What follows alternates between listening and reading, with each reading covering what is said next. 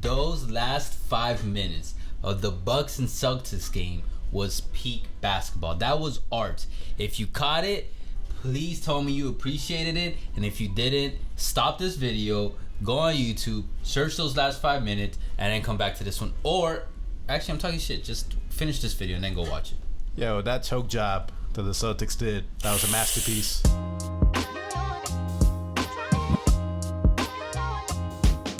You're right. It was a masterpiece in what not to do, and it was a great reminder of experience. Championship pedigree trumped this one. Just like, who am I thinking? Was it the Warriors and yeah, I think it was the Warriors and Grizzlies. Mm-hmm. Not the last whoop ass, but the game before that. Yeah. Again, championship pedigree, going through the obstacles, like having gone through them, all that experience trumps no experience. It's also, as simple as that.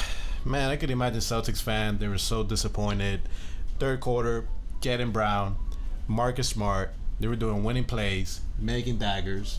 But then on the fourth quarter, the fuck happened, Marcus Smart?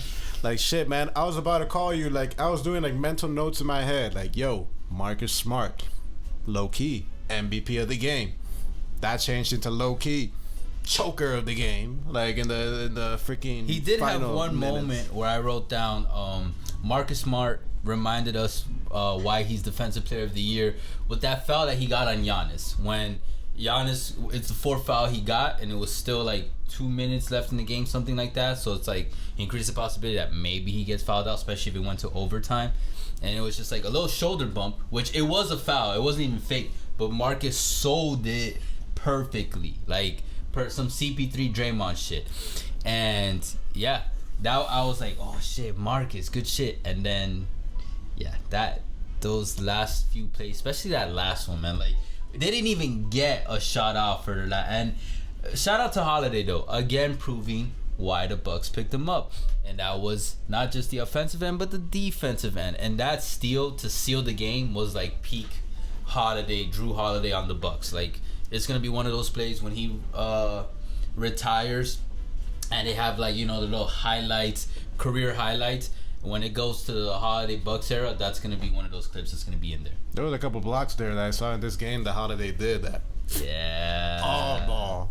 Obviously, Giannis. I mean, he's your obvious choice for like the Bucks, like the game MVP. But the two ones that I would give is, like you said, Holiday and Bobby Portis. Like, you have no idea how big it was for Bobby Portis to re-sign with the Milwaukee Bucks. No, not just that, but I was very, very happy for Portis to get that last shot that put him up, or tied it, one of those, because before that, he had 2 or 3 bad misses in those last 5 minutes where I'm like, bro, just put the ball in the basket. You know you're tall as fuck. Come on, man. He'd be right under, and then he would just, it would just miss the rim. I'm just like, dude. And then that's when it looked like Celtics were just going to walk away with this one.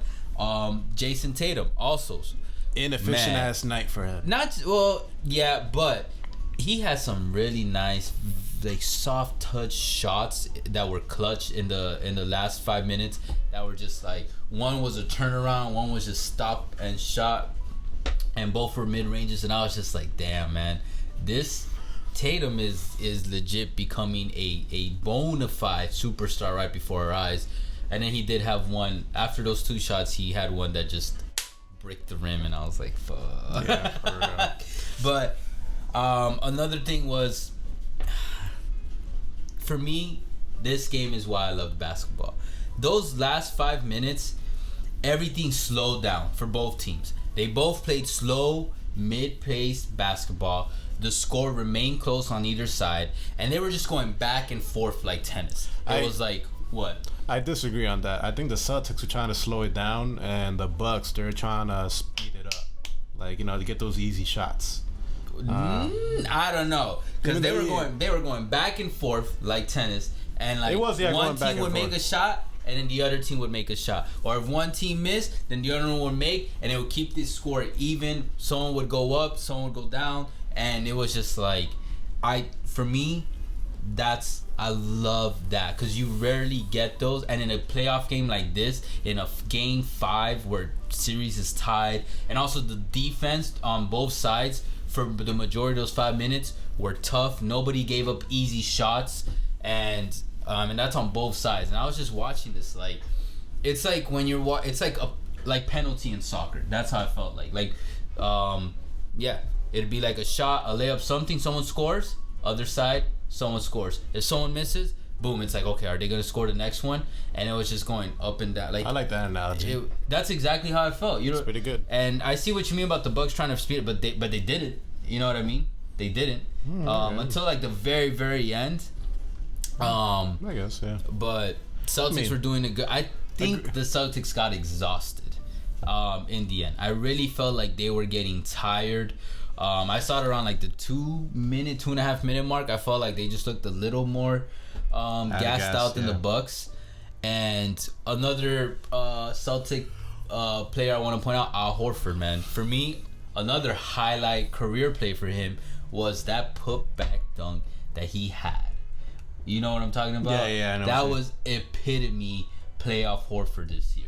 And like, I hope they replay that all over media tomorrow, like tomorrow morning, tonight. Like, it was just like probably not beautiful. It's a 35-year-old man that just because the Celtics jumped lost, for the rebound, and but who cares? They play highlights on both sides. What you talking about?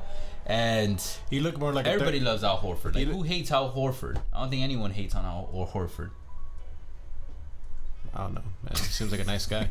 Exactly. I mean, he looked more like a 35-year-old today, though, than the Al Horford that turned back the clock. Yeah, for real. But let's that put back dunk, man. Yes, sir. And he did it with ferocity. Like, he did it with a little bit of strength. It was nice. Yeah, he did.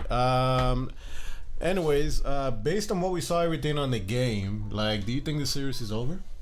No. I think Boston goes back. I think they can take it away in Milwaukee. In Milwaukee? Yes. Okay. I think they can. Now, if they will, I'm like 50-50 on that, because Giannis will definitely want to close it out, and Giannis has the ability to do that, like take control of the game. Yeah, I agree. Celtics can definitely win Game 6. Is it likely? Probably not. I think the Bucks are going to put them away. I'm rooting for the Celtics, though. I want a Game 7. So Middleton can get some more rest and hopefully come back for the conference finals. And mean, if they drag it to Game 7, they'll get more rest, I think. But anyways, guys, let us know what you guys think. Bucks fans, you guys think it's over? Celtics fans, what's up? What you guys think of this game? And tell me this series is not the best series in the playoffs. Easily. It might end up being the best series in the entire playoffs. Yes, sir. Even better than the finals, depending on how the finals play out. We'll see. We might see a trilogy in the conference finals. I'm not going to say who it is because the battery's about to die. Heat versus Bucks. Anyways, appreciate all the love and the hate. Spotify, Apple, Facebook, Twitter, TikTok. Get that bell notification. All that good stuff. Comment below. Yes, sir. We'll catch you guys soon. For now, Take later. care.